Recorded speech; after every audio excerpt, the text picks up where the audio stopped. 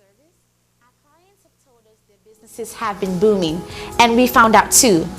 What are you doing about your business? Do you want more clients? Do you want more people to know about the services that you do provide? Do you have a luncheon coming? What about your premieres? Call MBC.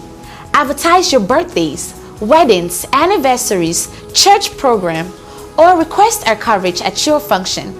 MBC, at your service 24/7. Call 832-887-6452 or call 281-888-9502. MBC, your favorite station, sharing African views.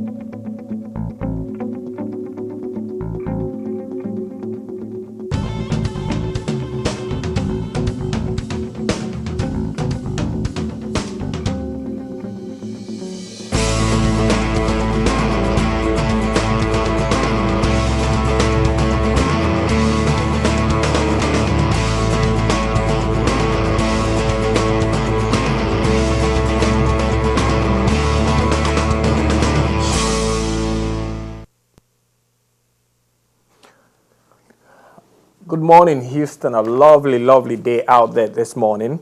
I'm happy to join. Look, let me start this way. I'm flying solo today. I'm alone. Your usual partner or my usual partner, a face you all love to see every morning, is not here. She's a little bit under the weather. And on such a great weather day, we have great weather here in Houston. But let me again say good morning and welcome to Dawn on MBC. It's been a lovely week out here. The weather's been fantastic, but in our home country, Nigeria, and most of West Africa, there are different things going on. There's so many things we're going to talk about today. We're going to dwell on the issues of the fuel crisis in Nigeria, the no power situation, and I also have a guest today, an unusual guest that I'll be presenting or bringing on air to discuss who she is. Did I just say she? So I'm kind of letting that out. I do have a female guest in our studio, a wonderful lady, and we're going to talk to her later in the program. Again, let me welcome you to a program. We're going to go through our usual things, headlines. We're going to give you headlines, the African proverb of the day, and we're going to talk about what else? Pension scam in Nigeria. When I say the pension scam, it's not the usual pension scam we all hear about. This is one that is big. The governors, the ex-governors, their pension scam in Nigeria. So without much ado or further to do, let's take a very, very quick break and I'll be back.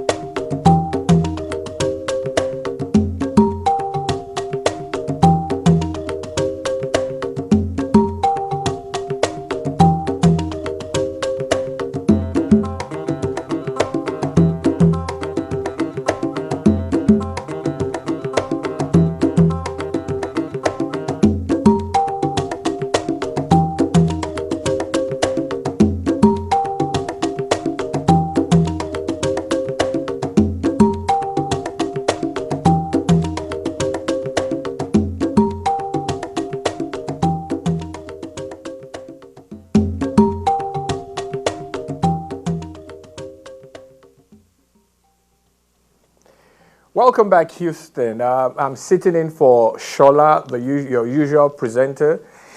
So I'm doing the presentation all by myself this morning. Shola is not feeling well, I said so. So she's under the weather, like we say. And again, my name is Patrick Omosagi. Let me take a very critical issue that's going on in Nigeria right now. No fuel, no light. Before I actually go into the discussion, we'll just take a very, very short clip of what's going on in the country right now.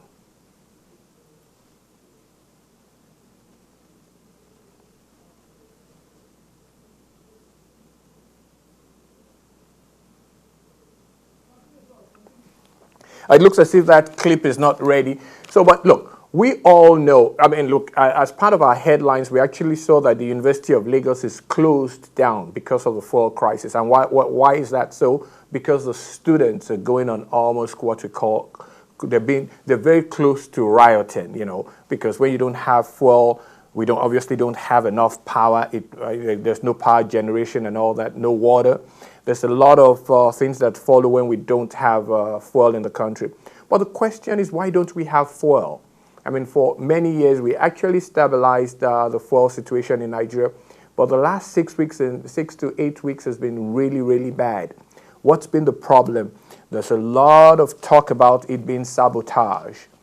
That, you know, the marketers or the guys that normally import a fuel are sabotaging the situation because of the dollar fluctuations or the price of dollar. I mean, we don't really know the truth, but what we know is that we are in a major crisis right now because fuel seems to drive it's what drives most economies really. But be that as it may, I need people to please call me, if you can, to tell me what your thoughts about on this issue. I understand we have the clip ready. So let's play that clip and we'll come back and talk more about this. Change, no lights, no fuel. No government.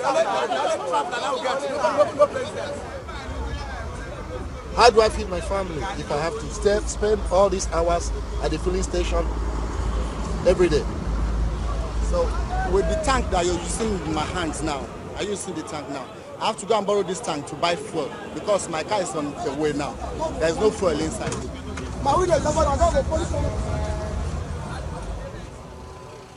As you can see, there are a lot of vehicles waiting, queuing to buy. I've been on queue since 7 a.m. and now I'm nowhere. Sincerely, I'm nowhere. I want to be tired for the country. Yesterday I was on the queue for 3 hours and I didn't get to buy. So it's really been terrible.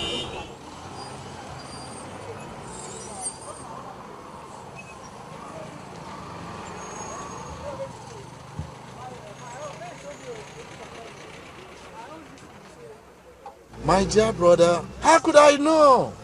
I don't know anything about this. The problem, we don't even know yet. I don't know if we are going forward, if we are going backward, we don't know. We don't know who to blame. We are just watching. They really don't tell us what is really happening.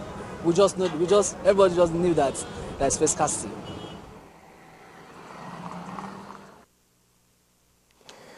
Welcome back. You no would see lights. one of the captions in that video we just played. The question was, but why? But why do we continuously have this problem of fuel shortage?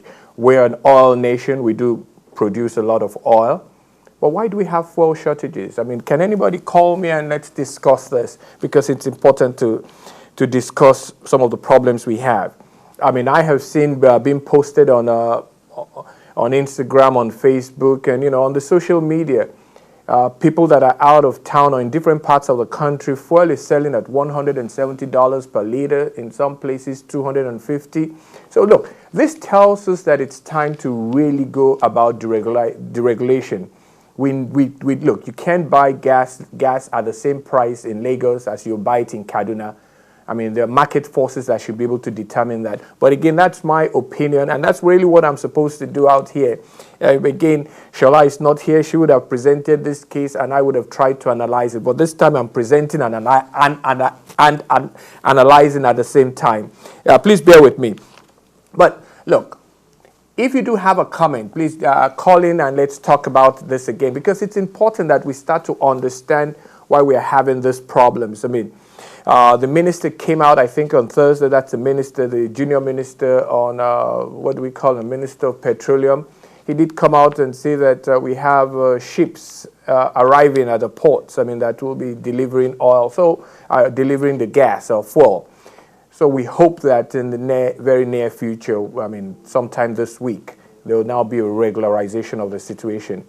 But this has been very unfortunate because fuel drives a lot of economies, and in particularly ours. I mean, I'm sure you saw in that clip we played to you, people are actually moving their own, they're moving in their generators in order to get gas. It looks as if I have a call, so we'll take this call quickly. Good morning. Hello, good morning. Good morning. Can you hear me, sir? Yes, I can hear you. What's your name and where are you calling from? My name is Tunde. I'm calling from West Timer. Yes. Well, welcome, Tunde. Can you do you want to make a comment or ask a question? Actually, I saw the report you showed a few minutes ago, and it's really disheartening that our level of development has degenerated to such a level in Nigeria. The new government actually promoted a mantra for us, which is called change. And we're surprised, though a lot of us were not expecting any miracle. But we believe some few months in, they should have been able to take care of some of the key things that has to do with development of the country. And I think our development also on that particular entity is a major challenge that we have.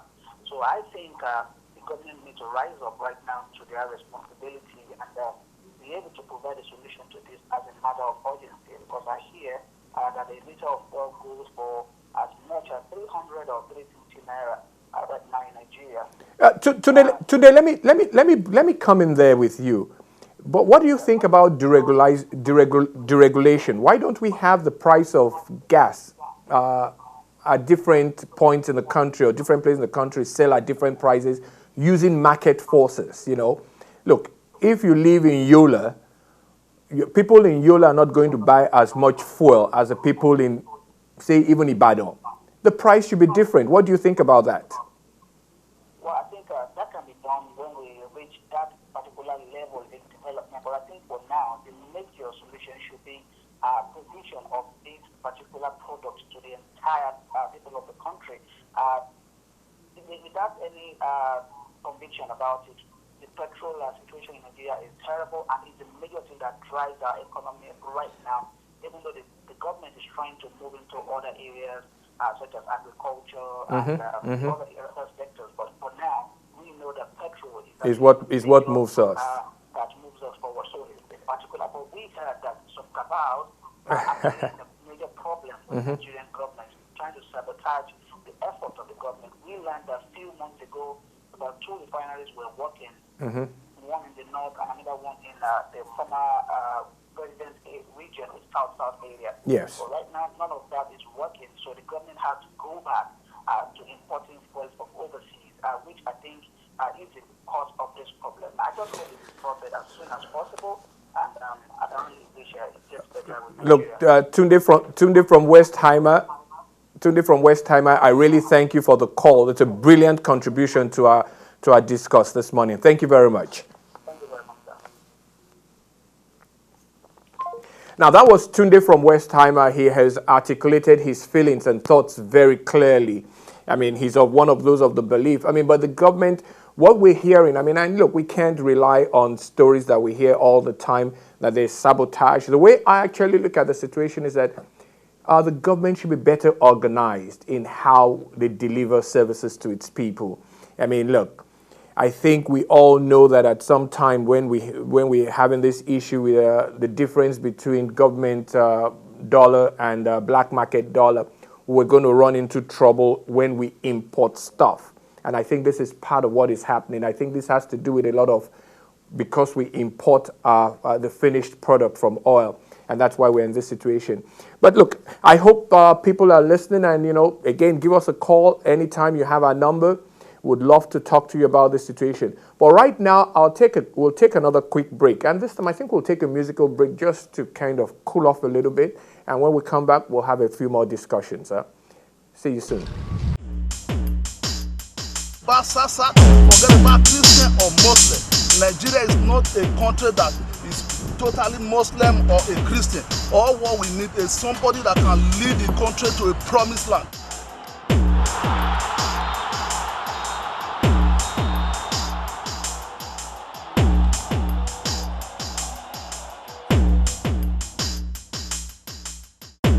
As a mother, these are too many things that loaded in you.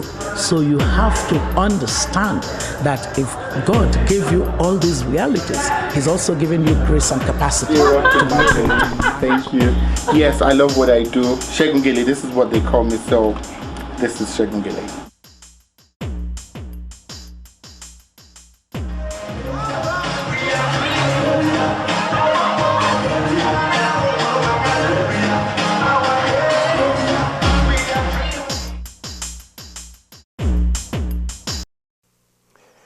Welcome back, Houston. I did mention earlier that I had a guest, and I did say an unusual guest. I mean, she's not an unusual person. It's just that her background's a little bit unusual. I mean, to most of us regular folks. I mean, so let me welcome to MBC and to Dawn on NBC this morning, on Saturday morning, a guest, should I say, Ms.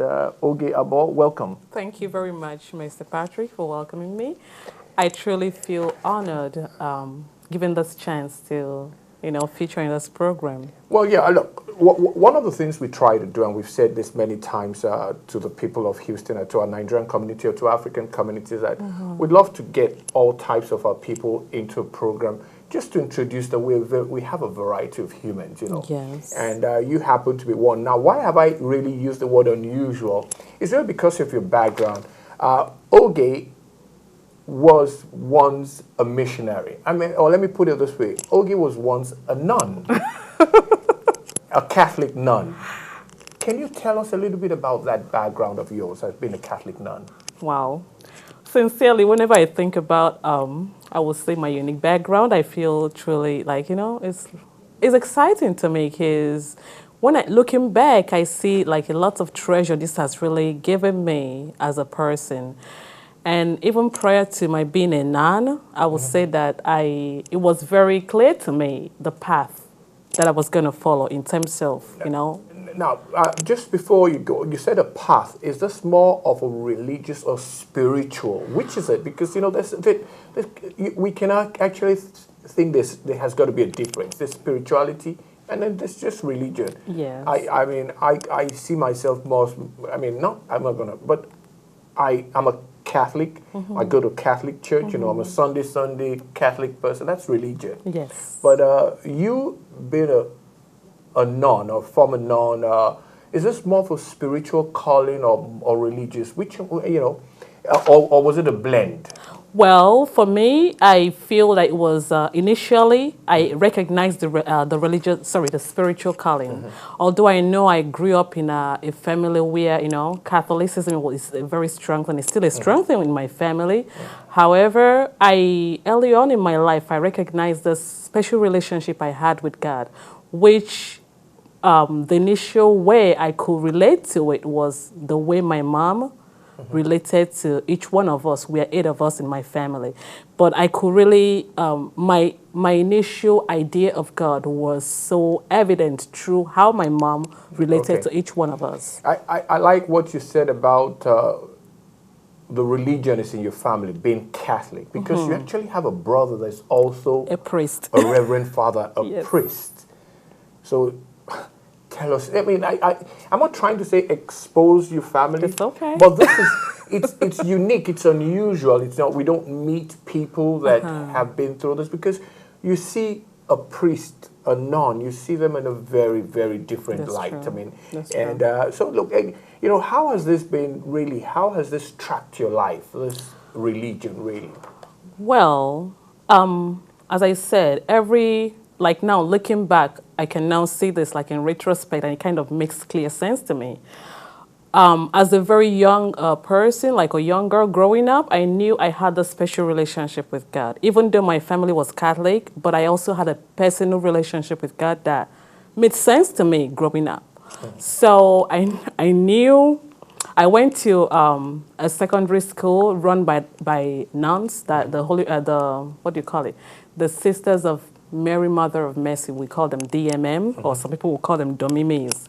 Okay. I went to their secondary school in Abia State because prior to that, like I knew I already had this exciting desire to want to mingle with other cultures, not just mine. Okay. So that was part of what really drove me Me too. into experiencing that part of the country as I go to school. I want to interject there. You know, you said you went to a Catholic, run by nuns. I went to one run by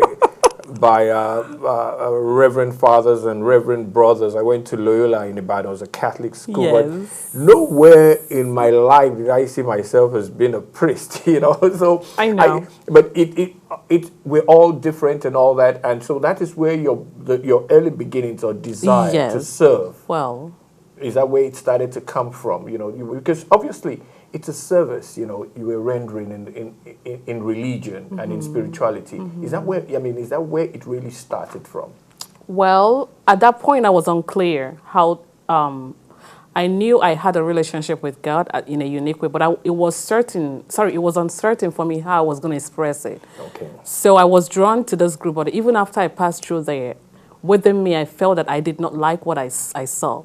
It didn't resonate with me, so I couldn't further, by joining the group. I couldn't go. Okay. I was even invited by the principal, saying to me, because at the point I go by Patricia. I remember her saying to me, Patricia, you have such an excellent result. You're welcome to join us. When are you going to give me a response? Within me, I knew that I didn't want to be a part of this group. But I felt that I needed time to seek out what the group that really resonates with me to be able to make sense out of what the desire was. Well, just hold. I'm going to hold you on to another segment, but people would notice that the caption under your name says life coach. Yes. We're going to come back to that and find out exactly what that means. I also know you have a degree in social work. In social work, you're Yes. also A nurse. We'll come back because this is now a lot of feathers in your cap, like they say. So we'll take a break, and we'll come back and we'll come back to this interview with Miss Oge Abo, and talk to her about all those things she's now doing, and who she's trying to become or who she's turned out to be. Yeah. So we'll take a break and we'll be right back.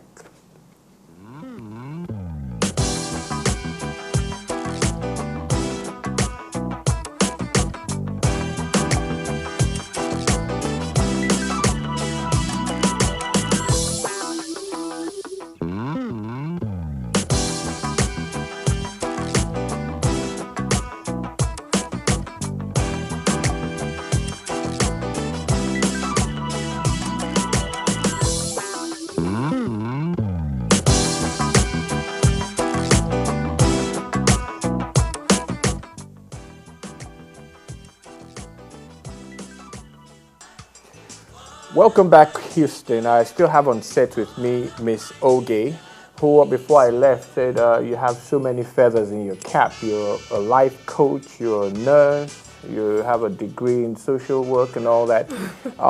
And of course, you're a former nun. I mean, now let's look at it. If you put all together, you can actually say, yes, a nun could be a life coach, a nun could be a nurse, a nun could be a social worker. How did all this come about? Does this lead back to being a nun, or this is something really separate you're working on now? What? Tell us something about all those feathers that we just mentioned. How I can explain this is that I know that every level of my journey in life has been such that I try to tune inward to really see what is God trying to tell me based on the special relationship I have with Him. So that's how each of these feathers had, been come about. Yeah. Yes. So First of all, I know after being a nun, of course, I joined the mission. This was like some years afterwards. You know, I joined the Missionary Sisters of the Holy Rosary. Because to me, when I found them, they've resonated with everything I believed in. So, well, after that page, I kept still seeking, because for me, what has really made sense since I can remember is tuning inward to really find the answers. You know, what is God inviting me to do at this point in my life? And that was how my nursing profession started. Because I remember even after I left the missionaries, I felt like I still want to serve. I still want to serve. Like I felt this calling to serve people at a certain capacity. So I started my nursing journey. Well, before the nursing journey, I already had a bachelor's in social work. And you know, and look, and you know, these many feathers, they all seem related. Social work, nursing, nun, you know, and now life coach. I mean, now, but let's define life coach. Yes. Well, who's a life coach, or what is a life coach, or what is life coaching? Let's define that for my viewers. Okay. Life coaching is, I would say, is a very unique profession or career. I see it tying into an authentic way of working with people to help them connect to what they really wish to call it. Some people may want to achieve something. Some people may want to have clarity on the path they want to follow. Like different reasons why people want to gain some clarity and get results in their life. So what a life coach does is like a guide on the side who helps them to really access the gifts and the talents they have within themselves to be able to allow this to manifest.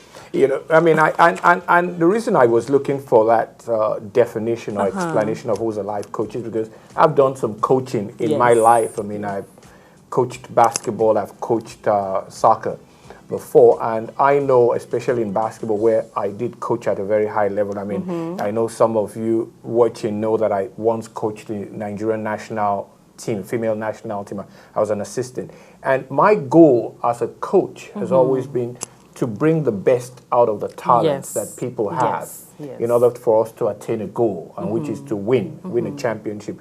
So, you know, so there's not much, what you're saying, I mean, from your definitions, there's not much of a difference between a life coach and a sports coach. No. That's what you're really telling, because it's bringing out what you already have. Exactly. You know, in order for you to achieve. Exactly. But where do you want to go with that within our community? Is this something that you're hoping to become more out there and helping people? Or first of all, this is still about your religion, you know, or your spirituality? Well, for me at this point, I just feel that, you know, human being, we are this, it's like we are, okay, let's put it this way. We are like people made up of different stuff, like our culture makes us who we are, the things we've bought into makes us who we are. The friendship we've kept or we're still keeping, our financial, whatever is going on in our life determines who we are. My intention is based on how my personal journey has been and the wisdom I've gained transitioning into all these different stages. I want to be able to use it to support our people because I see a lot of similarity because I also came from the same culture. Yeah. Well, you know, I like the last part you just put because right now I do what we call, you know, I teach, you know, and I teach sports and I teach coaching. Yeah. And one of the things I tell people who attend my coaching classes, one of the things you need to get right is your knowledge. Yes. You must have knowledge of the sport in which you're going to teach because your players, your students, in this case, the people they want to know that you have required knowledge to help them move ahead. Yes. I mean, that's the bottom line in coaching. You must be knowledgeable in order to impact on in other people. Look, Ms. Oge Abo, it's been a pleasure, you know, having you on our set on Dawn on MBC. Look, people of Houston, Nigerians, Africans, people that watch us, you know, watch out for her. She's going to be a life coach and coming out there into your community at some time. But we're very happy to have had you on our program this morning. Thank you very much. We'll take another quick break. When I come back, we're going to be discussing something, or I'm going to be addressing something that is become almost the talk of town in Nigeria, which is the pension scam. I know we all hear about pension scam, but this is not a federal government pension scam. This is a pension scam being perpetrated by our ex-governors. So I'll be right back and we'll discuss that.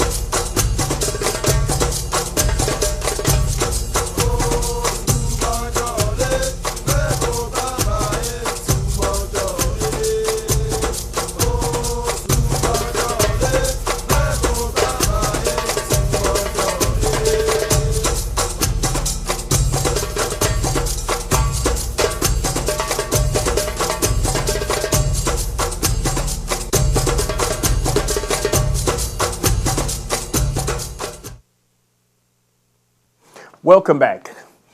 I say this with a lot of, I'm not going to use the word anger, I don't get angry, but look, a lot of our ex-governors, or when they were governors, all perpetrated a scam. They all sent to their assembly a bill to be passed as their pension. I mean, in some states like Akwa Ibom, the governor signed a bill where he now receives just 100 million naira for medical for him and his family after he's left office. I mean, look, it is the biggest scam right now in Nigeria that our governors, our ex-governors are living fat off the people. Even Lagos State, that has, to a large extent, has been pretty well managed. Even Lagos State. Here is an example of what goes on in Lagos State. An ex-governor is entitled to a house in Lagos and in Abuja. The cost of a house in Lagos today for someone at that level is going to be about, they say a 5 million naira house. 5 million using 200 to a dollar, that's over $2 million house. And he needs another house in Abuja. The average there is about 700 million naira. He's entitled to 6 cars every 3 years. 6 cars every 3 years. What is going on? I mean, this is, to me, really the biggest scam we've ever seen in Nigeria. Because how many governors do we have? How many ex-governors do we have?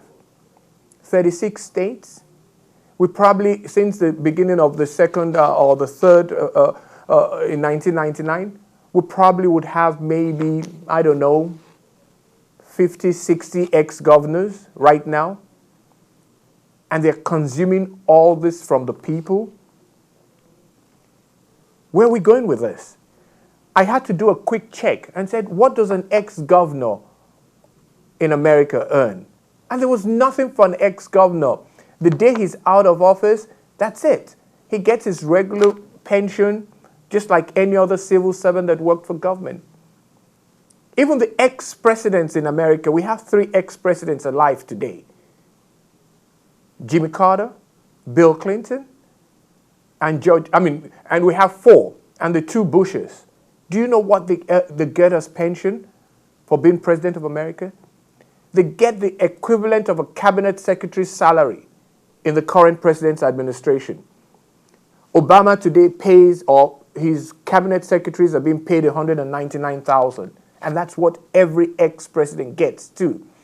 Yes, they do get some other things like security, the civil the Secret Service takes care of them for life or protects them for life. They do get money for an office space, but that's about it. That's reasonable, at least to the size of their economy. Why a governor in Nigeria needs 6 cars every 3 years beats me. But that's a scam. That's a scam. We'll take a break. I'll be back very shortly.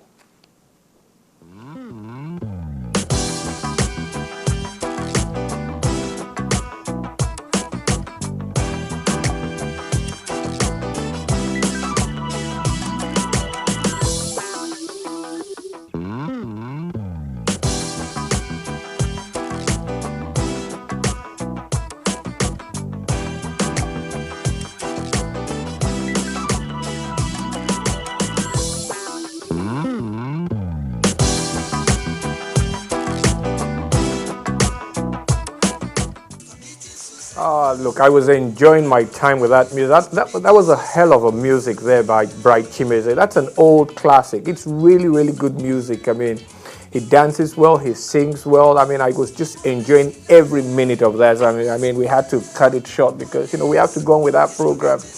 Just on a side though, I mean, the women dancing in that video were not, the best dancers. I mean, the dancing for our women has changed now. We're so much more gracious and so much more involved with dancing. Those ladies were dancing as if they didn't want to be there. But that's my understanding. Let me go on to something that has also been brewing in the Nigerian scene. I mean, a lot of people want to call it Ekiti Gate. I mean, most of you are pretty familiar with a tape that was released about a year ago that saw to the planning and to the rigging of the Ekiti state elections that brought Fayose into power and all that. About a month ago or earlier this year, one of the co-conspirators with Fayose, the governor, came out and sat on a national TV program and explained and talked about how everything was organized and how it was carried out, Dr. Aluko. And then just last week, we see that Aluko and Fayose have reconciled. I mean, look, it's one of those things we talk about in Nigeria. Our politicians are chameleons, I mean, for whatever reason, they are back together again, and you can see it on tape there. On the video, we're showing that they're back together again. Here's a man that came out and said, hey, this is what we did. What we did was wrong, and blah, blah, blah. I actually thought that we had come into the session of, or into the season of having whistleblowers within our system. Because, look, anytime you have people that is in a system that did something wrong and then comes out and says, we did something wrong, we are able to solve that problem. But alas, I think it lasted for a couple of months and they're back together, and I think everything is just going to go quash. So, I mean, we see that all the time. I mean, if we had the chance, I would have also shown you a picture of Patience Jonathan and Olusegun Obasanjo in very warm embrace. Just last week, too. Obasanjo almost, destroyed the husband. Let's forget what Jonathan did as a president. I mean, he was not very good at his job. But Obasanjo was one of those that really took it to the other level in getting him out of power. I mean, and last week he's in a very warm embrace with the man's wife and all that. Look, I can't explain Nigerian politicians, but hey, that's who they are. And look, let me end with this, because there's something going on in Nigerian football. There's something definitely going on in Nigerian football. In the last month, a coach resigned. A week or 2 weeks later, we were kicked out of the 2017 African Cup of Nations because we lost. We lost to Egypt. Last week, just a couple of days ago, a high court in Jos sacks the Nigerian Football Federation, which is being led by Amaju Pinnick, saying that it was an illegal election that brought them to power. And the guy that had been for a very short while the president before Amaju Pinnick, Ambassador Giwa, is bringing him back to power. And of course, the Pinnick group is going to, what do we call it? They're going to protest, or what's the legal word for it? They're going to go back to court to seek, first of all, they're actually seeking an injunction, a hold on what is going on right now. Look, but there's something definitely going on in Nigerian football and also in Nigerian sports. The minister this past week also inaugurated a ministerial commission to do what? They use the phrase to reinvent or to reposition Nigerian sports from what we call, from a classic customer orientation or whatever to a private sector model. And I keep saying, I mean, I think that is a very wrong way to go. You can't have a private oriented model in sports development. I mean, it's a waste of time. Companies are not companies are not into sports at that level. They are into it at the professional level. But I hope at some time they would understand what we're talking about. But anyway, look, it's been a full week for us. I mean, it's been a great 1 hour so far. And we had a great guest, and I hope most of you enjoyed it. And we had a great discussion. We spoke to a man, Tunde from Westheimer. He gave a very, very, very articulate, he put up a position of what he thinks was going on in Nigeria and its fuel crisis. And we appreciate his call and all that. But in the meantime, I, like Shola would say, I remain Patrick Omosagi, but I'll say this. I mean, Shola's a little bit under the weather. We hope she's back here next week, Saturday. So until then, have a good Sunday.